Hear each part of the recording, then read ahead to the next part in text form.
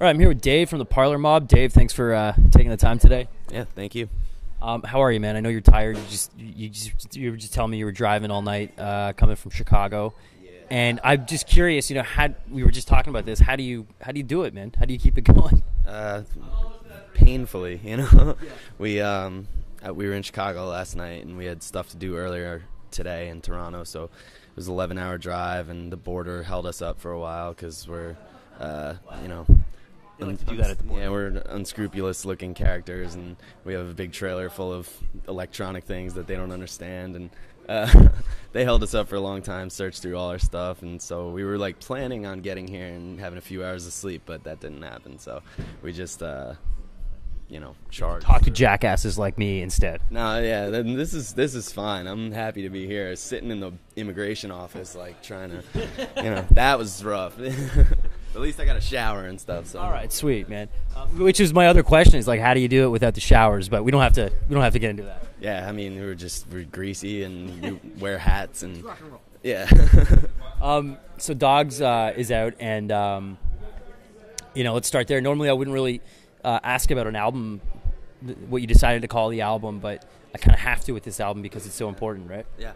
I mean, we ended up calling the album Dogs mainly because it sort of ended up kind of personifying everything that we had become over the course of making the first record and touring behind the first record and getting to know ourselves as a band. We have to fight a lot of battles to be, self-sustaining artists in this current economy and music industry and everything. So we found ourselves just fighting all the time with everyone and kind of each other as well. Or? I mean, somewhat, but the thing with each other is that it was another thing that led to the Dogs. I mean, we're extremely loyal to each other. We've been friends since we were little kids, and at the end of the day, we might fight amongst each other a little bit, but when we express our opinion to the powers that be or in any form, it's as a unit. You know what I mean? We're extremely tight, and we're we defend each other even if we don't agree with each other, and it's that sort of pack mentality. And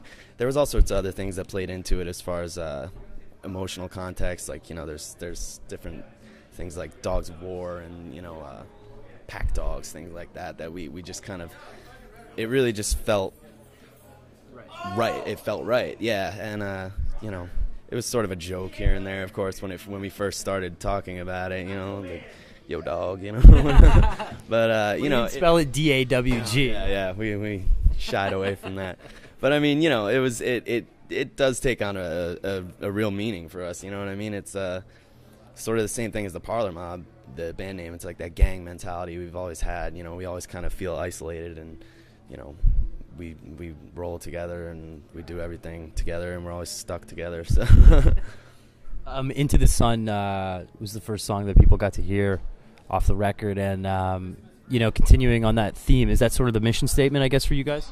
Yeah, it's I mean, for us, really, it's what it's basically about is struggle and kind of, again, growing tired of being kind of walked over and standing up for yourself and kind of, fighting to make it in the end. And for us, it was sort of about, our struggles as a band to be able to get to make a second record, which a lot of bands this day and age don't get to do. And it, in the same way, was ended up being more in solidarity with the Occupy movements in the States and stuff, and sort of it's that same emotional feeling of you don't want to, no one wants to be told what to do. No one at our age wants to feel like someone else is in control of their lives, and kind of to sort of regain that control over yourself and be able to look in the mirror at the end of the day, and know that you're happy with yourself and what you're doing as a human being. It takes a lot of fighting, and a lot of standing up for yourself and stuff like that. So it was just sort of that idea of struggle and battle against adversity, Well, I mean, if you know the history of the band, there was, I guess, a bit of an issue with Capitol Records. And one of the things that I just thought was really interesting about your band is that you guys are pretty open about being a band in a corporate world. Yeah. And, a lot of bands just sort of ignore it, or they don't reference it, or they do and they just completely stay away from it. Yeah. So, talk about that struggle. How do you remain a creative rock band in a corporate world?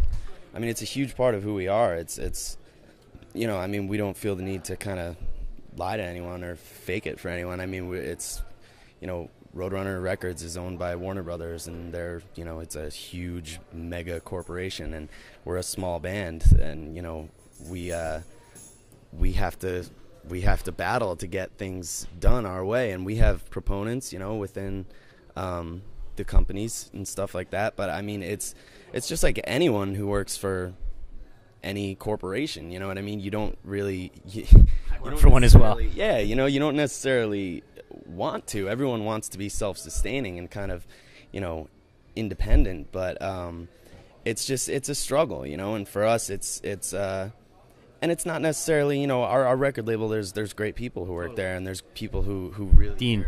Yeah, Dean's a great guy. You know what I mean? And he works really hard for us. Rose, no, they're really, and I mean, there are great people who work for us, and you know, sometimes there's things beyond their control that it's just sort of this mega machine that, you know, you have to kind of find a way to be a part of and find a way to be an artist and be, you know, be yourself within that. You need to find a way to work around the structure, and so I mean, or work through the structure, you know, if the need be. So I mean, it is what it is, you know.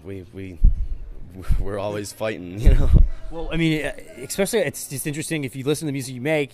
You're on Roadrunner Records, and you know, that's the home of Kill Switch Engage, Slipknot. I mean, a lot of the bands on Roadrunner are heavy bands. Yeah. Were you guys at all tempted to just put out a super ripping? It's a stupid question. I apologize. But I mean, no. But this album's got some heavy. Yeah, I mean, we've always been a heavier rock band. You know, it's kind of, I guess, it's sort of hard for some people who work for us to kind of find like where they want to, you know, put us. No one really knows where to put us because we're sort of. It's kind of cool though. Yeah, I mean, we're like, you know, we're sort of more like on the indie side of things, but we're way heavier than any, you know, indie band. But then you put us with like hard rock bands or whatever they call hard rock bands nowadays, and you know, they make us look like we're like, you know, Chick Corea or something. Like we're like these crazy experimental, like, you know what I mean? So I mean, it's kind of, we just kind of ride this line in the middle, and that's always kind of been a struggle for us as far as finding tours and stuff like that. You know, we're either too heavy or we're too weird or whatever. So I don't know. I mean, Roadrunner's been cool about it. You know, they don't mess with us creatively. They you know, they don't touch that whole thing, which is, I mean, we'd flip our lids if they tried, and they know that. You know? So yeah. How good does it feel to have the record out and you know, to be able to put it out on Roadrunner and do what you want to do? It's great, man. It's you know, it's, I mean, when we start playing when we're little kids, and you know, we don't really imagine this sort of stuff happening. We just kind of you know, we developed record by record, and you know, we made a record by ourselves when we were 19 or something like that, and you know, it sounded one way, and then we made a You Were a Crow, and we signed to Roadrunner, and that sounded one way, and now we made this record, and things just kind of keep happening, you know, and we just kind of try to stay focused on like the now, you know what I mean, and everything we can do now. Like now the record's out, and that's great, and I'm super proud of the record, and I'm really happy that people get to hear it and stuff like that, but I'm sort of, we're looking towards touring, you know what I mean? We're trying to figure out ways to expand the songs live right now, and kind of like. Are you guys comfy yet with the stuff? Yeah, we just started being. I mean, when we first, you know, we started playing shows sporadically before the record came out. Like we would do like secret shows around home and stuff like that, just kind of play the new stuff, see how it felt, and it was so strange, you know. It's just weird playing new songs. Yeah. And you know, it like gradually got a little more comfortable, and now at this point it's like second nature to us. So we're trying to kind of see what we can do to expand upon them, make them more interesting for us, and that's what we've always done with the songs from the first record and stuff. We'll try and make them more interesting for ourselves, try and, you know, mess with each other and try and mess each other up and keep each other on our toes, and you know, that sort of stuff to kind of we find that when we do that, it makes it more interesting for us, and in turn it makes it more interesting for the audience because they get things they don't necessarily expect. So we're starting to do that now and write new songs and stuff like that. So I mean, that's really vital to this band, though, the live show. I mean, it's kind of the at least from an outsider's look, the be-all and end-all of the band. And I know you guys consciously made an effort to step it up live at some point, right? Yeah, I don't know that it was a conscious effort really, but it was always something that we've always considered ourselves a live band. Like we enjoy making records, we enjoy the studio, and using it as an instrument in itself. Like if we were to make a live record, we'd call it a live record. We like sort of we record the basic tracks live, but we like to kind of do things in the studio and make an actual record that sounds the way we want it to sound and stuff like that. But when it comes to live, we've always considered ourselves at our core to be a live band. We have so much faith in each other and so much trust in each other on stage that we just kind of do whatever we want with each other. And it's always, like I was saying before, it keeps you on your toes. Like I don't know what Sam's gonna do. He might just start doing something else at some point. Paul might just decide to continue playing a solo for longer, and we have to kind of adjust with each other, and we like to mess with each other like that and kind of see keep it fun, keep it fresh. Yeah, because we're all those guys are fantastic players, and I can just worry about myself. I always have faith that the rest of the guys are keeping it tight. So.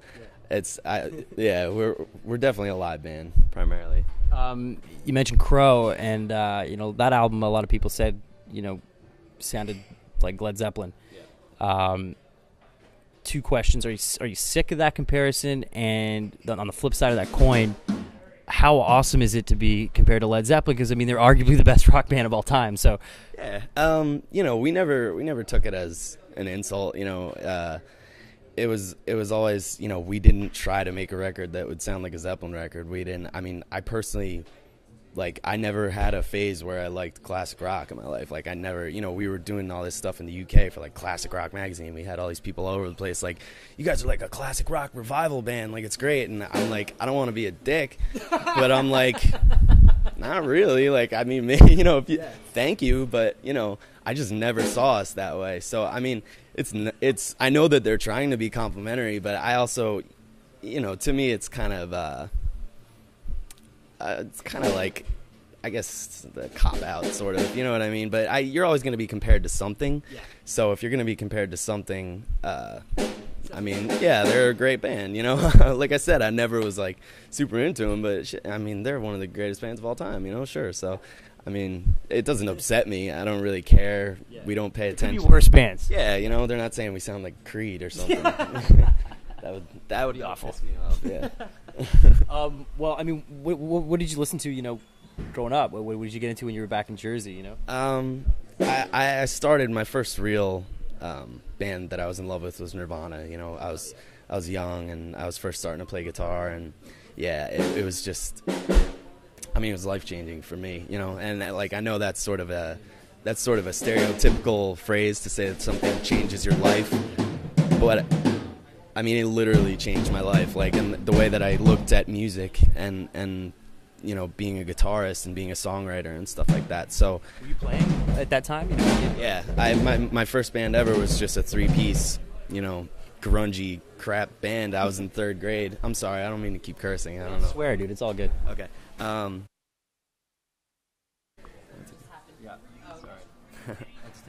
Swear, dude, it's all good. Yeah. I was in 3rd grade and I had this little 3-piece band, and so that was it for me. And from Nirvana, I kind of got into, when I was 17, I got into a lot of old blues music, through some friends, and the White Stripes record came out around that time, and I loved that record, and I was kind of who's Blind Willie McTell, who's Son House, who are these people? Yeah, and I sort of discovered all that stuff through that and got really, really into it, and sort of for lack of a better term, studied that stuff. I don't know, I love that music, and that was another thing that sort of was a left turn in my musical life. It was, being able to be so completely non-technical and so completely and wholly emotionally expressive, it's just pure feel, and so that was something for me that changed everything. And Radiohead is one of my favorite bands of all time, and yeah, I don't know. Hey man, I hear that one of the coolest things I think about music is, if you get into those bands when you're young and then going backwards, and sort of totally finding out, what I mean? What they like, yeah. I would get into bands like because they had a sticker on their guitar case or like whatever they were wearing a T-shirt. Exactly, yeah. I have to ask about New Jersey, and I'm just wondering if you're hockey fans. Are you guys big fans of the Devils? Myself and Paul, the other guitar player, are big Devils fans, and Sam, our drummer, and Anthony, our bass player, are big Rangers fans. Oh, really? And Mark. How's that go over? Yeah, we have friendly rivalries. We watch the games together. I don't hate the Rangers. I know a lot of Devils fans hate the Rangers. I don't hate the Rangers. They're probably they're an 06. They're an original 6. Yeah, they're probably my second favorite team. But I'm a Devils fan. Yeah. You ever get down to a game in Jersey? Oh yeah, as much as we can. I mean, I love it. I haven't been to the Prudential Center yet, the new one, but Paul has. I hear it's great. I mean, I used to go to games a lot more. Times are tough these days with the scratch. So $10 games. Last question I wanted to sort of ask was the beginning is at the end of the record. Why? And is that, obviously with the theme of the record, but does it allude at all to the next record?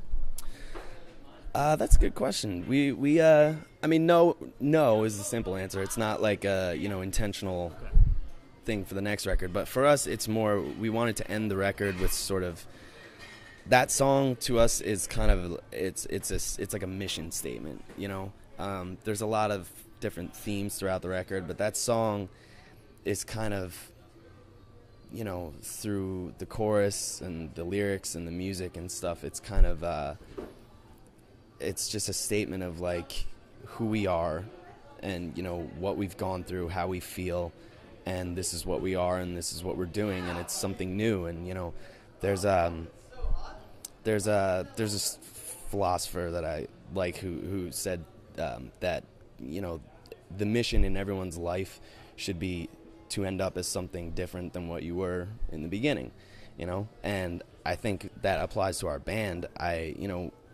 When we were writing our biography and stuff that's on our website, I was reading a lot of different things and a lot of different themes of stuff that is within the record, and that sort of jumped out to me because it's kind of, we want to evolve, and we don't want to make the same record, and we don't want to be the same band, and we want to grow as people, and we want to grow as a band, and we want to grow as friends, and that whole thing. So, that song is sort of the simplest statement on the record of that, and, it's the beginning. We feel like a new band. We feel like we've been reborn in some way, So, I guess we put it at the end just because it's pretty climactic, musically and cinematic and sort of grandiose, So, did it have anything to do with the expectations that people had of the record before it came out? Do you know what I mean? Yeah, definitely. That's a part of it too. It's sort of, we definitely know that when we made our first record,